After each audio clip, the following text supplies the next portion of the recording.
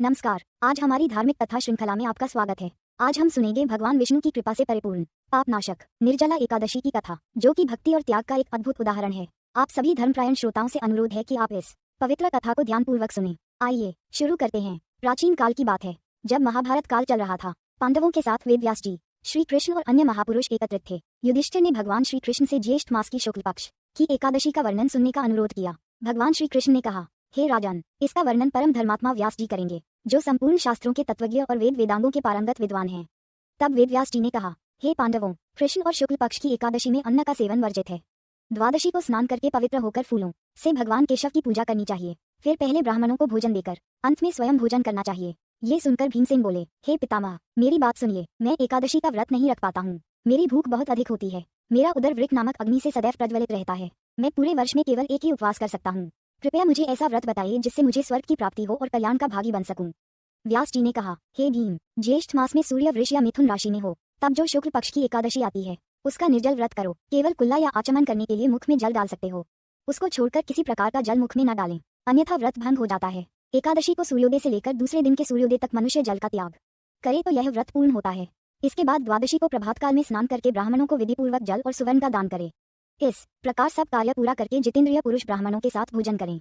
वर्ष भर में जितनी एकादशियां होती हैं, उन सब का फल इस निर्जला एकादशी से मनुष्य प्राप्त कर लेता है।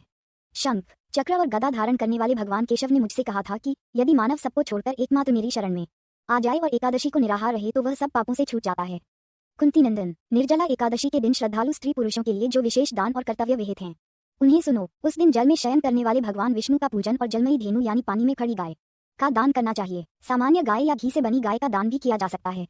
इस दिन दक्षिणा और कई तरह की मिठाइयों से ब्राह्मणों को संतुष्ट करना चाहिए। उनके संतुष्ट होने पर श्रीहरि मोक्ष प्रदान करते हैं। जिन्होंने श्रीहरि की पूजा और रात्रि में जागरण करते हुए इस निर्जला एकादशी का व्रत किया है, उन्होंने अपने साथ ही बीती हुई 100 पीढ़ियों को और आने वाली 100 पीढ़ियों को भगवान वासुदेव के परम धाम में पहुंचा दिया है। निर्जला एकादशी के दिन अन्न, वस्त्र, गौ, जल, शैया, सुंदर आसन, कमंडलू तथा छाता दान करने चाहिए। जो श्रेष्ठ तथा सुपात्र ब्राह्मण को जूता दान करता है, वह सोने के विमान पर बैठकर स्वर्गलोक में प्रतिष्ठित होता है। जो इस एकादशी की महिमा को भक्तिपूर्वक सुनता अथवा उसका वर्णन करता है, वह स्वर्गलोक में जाता है।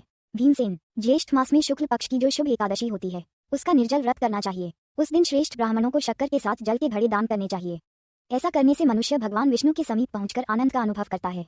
इसके बाद द्वादशी को ब्राह्मण भोजन कराने के बाद स्वयं भोजन करे। जो इस प्रकार पूर्ण रूप से पापनाशिनी एकादशी का व्रत करता है, वह सब पापों से मुक्त हो आनंदमय पद को प्राप्त होता है। ये सुनकर भीमसेन ने भी इस शुभ एकादशी का व्रत आरंभ कर दिया। इस प्रकार निर्जला एकादशी की कथा का समापन होता है। आशा है कि इस कथा ने आप सभी को प्रेरणा दी होगी। जय श्री कृष्ण, जय श्री राम।